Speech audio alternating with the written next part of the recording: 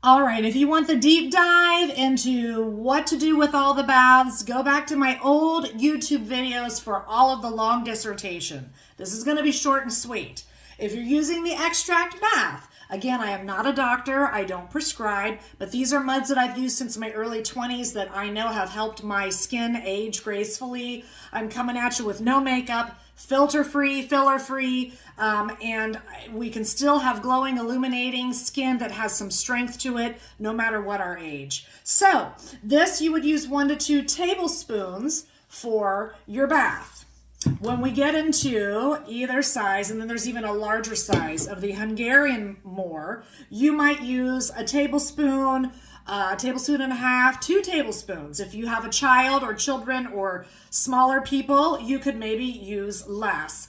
And again, you can also add essential oils and dead sea salts to this mud. I've shown that in another video, and maybe I'll show it again. But I really want to show the mud from Czechoslovakia. So this is what we call the Czech mud. And this mud comes in this package, and it's a lot thicker and drier than this mud, but it can be used in a lot of different ways. This mud also has a little bit more of a sulfur smell to it. It's got extra calcium and magnesium, and all of the muds have calcium and magnesium, but I want to show you how I use this mud in particular. Now, I have a jet tub. It's not a jacuzzi. It's like a generic brand, but it works like a jacuzzi. This is the thickest mud. Sometimes when you're soaking in this mud, some of the particulates might kind of stay on the edge of that little suction through the motor. If that happens and you notice that your whirlpool is a little bit getting a little less oxygen, I just wipe it clean and put that mud kind of at the top of the tub, because this is a little thicker consistency. It's from a different area of the world. And what I like to do is cut this portion off. Now you could make a poultice with this. As you can see, this mud is thicker, but it's still wet. So its texture, it's a little more of like a dry velvet feeling. So what I do with this is I will actually keep this near the tub. I will pour half of it out, and then I will put the rest of it sealed in a Tupperware container until I use this mud for another bath again.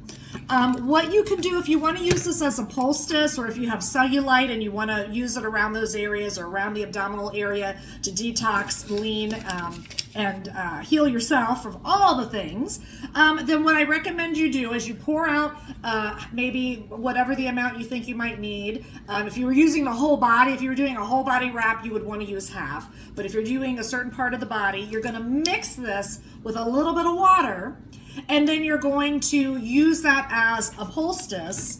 Am I even saying that right? Poultice? I can never say that right.